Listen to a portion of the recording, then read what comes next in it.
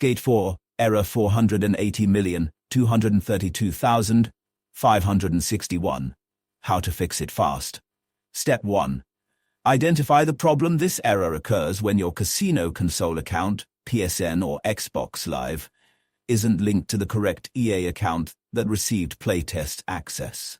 Step 2. Check your EA account. Log in to My Account, EA.com, go to Account Settings, Connections, then check that your PSN Xbox Live ID is linked. Step 3. Confirm playtest. Ensure you re-signed in to the EA account that received the playtest invitation, not just any old EA account. Step 4. If the wrong EA account is linked, contact EA Chat Support to unlink your console account from the outdated EA account.